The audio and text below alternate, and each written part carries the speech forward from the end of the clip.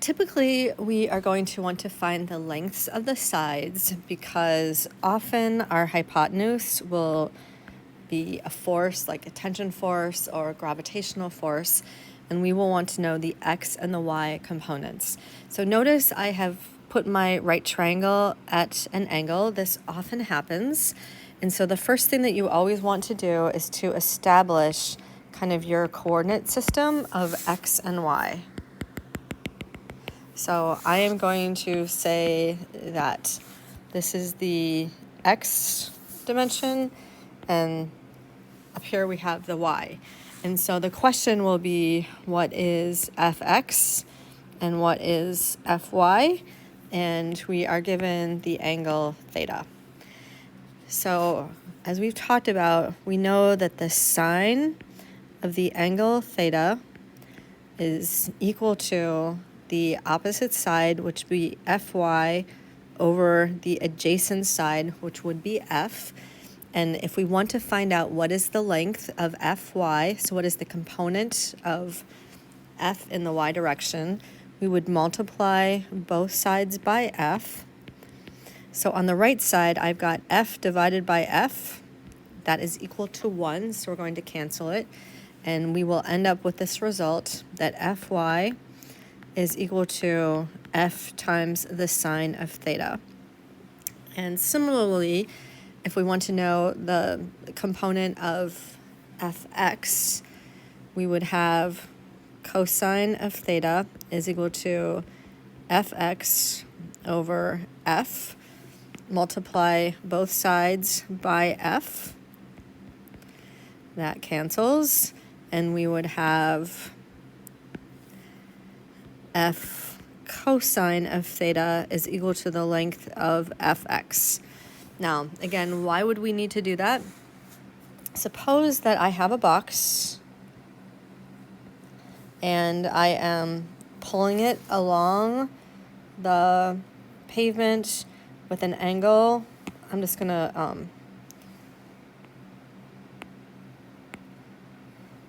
copy this so I get the angle exact. Suppose that I'm pulling it with a rope that is in this direction. Then I know that my free body diagram, I'm going to have weight going straight down.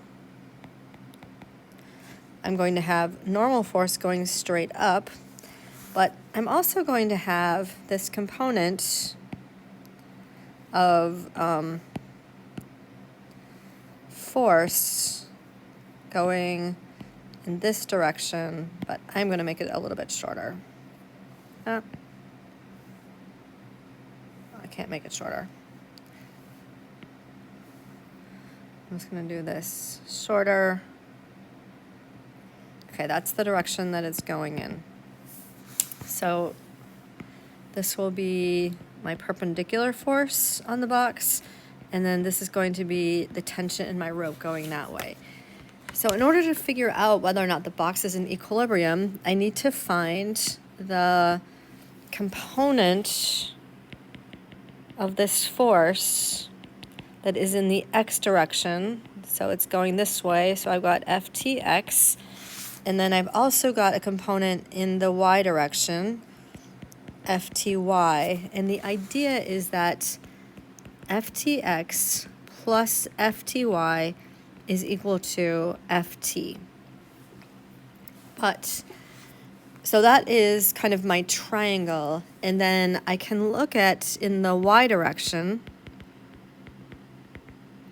I can say that f perpendicular plus fty is equal to fg. So I've got the up forces and then the down force.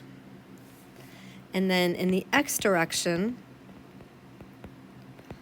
all I've got is ftx, and so this tells me I am accelerating in the x direction.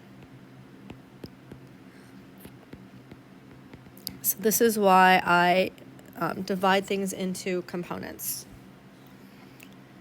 All right.